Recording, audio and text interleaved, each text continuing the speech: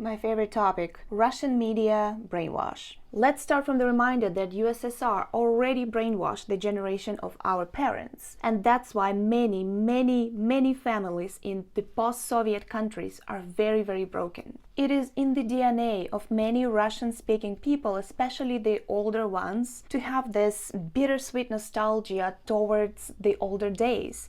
Even though now looking back, we clearly understand that life in the USSR was neither great nor free. Despite the natural riches of the land, most of the population of Russia and Ukraine is poor, and to that there is 1,000 reasons that we're not going to go in today. Demographically, a lot of people in Russia, especially older generation from small towns, which is the vast majority of Russian population, sit in front of the TVs and watch federal TV channels 24/7. They don't have social media, they never been abroad, and they don't speak English. Russian federal media for them is the only source of truth, and they will believe anything they see. Since the events of 2014, Putin took 8 years to run this massive propaganda campaign. He managed to brainwash those people of Russia into believing that Ukraine is governed by a bunch of junkies and neo-Nazis. Yes, this is an actual quote. And Russian-speaking population is being oppressed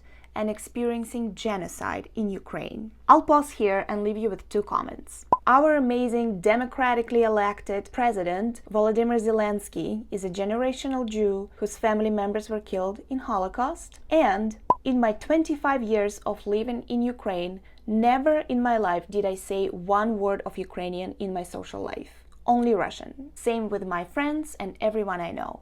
The whole entire cities and regions always spoke Russian. We learned Ukrainian at school, but it was only used for paperwork and state exams. Trust me, nobody was being oppressed for speaking Russian language, especially on the east of Ukraine. Remember fake news in Trump's election campaign? Genocide of Russian-speaking people on the territory of Ukraine was just as absurd as Hillary Clinton eating babies. But there were people who believed that, remember?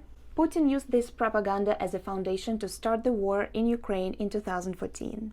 Yes, the war started actually in 2014 on the east of Ukraine in just 2 regions, Donetsk and Lugansk. And it was a slow burn, ugly war that never ended. Same year in 2014, Russia illegally invaded and subsequently annexed the Crimean Peninsula from Ukraine, where I spent the best summers of my life. For 8 years, this brainwash continued in parallel with this ugly slow burn war, fueling and justifying it, stating that it's Russia's mission to save the oppressed Russian-speaking people in the east of Ukraine who are suffering from genocide. And yes, this is the actual word he's using. He also states that Ukraine needs to be denazified, and even US Holocaust Museum made a statement against that, saying that Putin misinterpreted and misappropriated Holocaust history.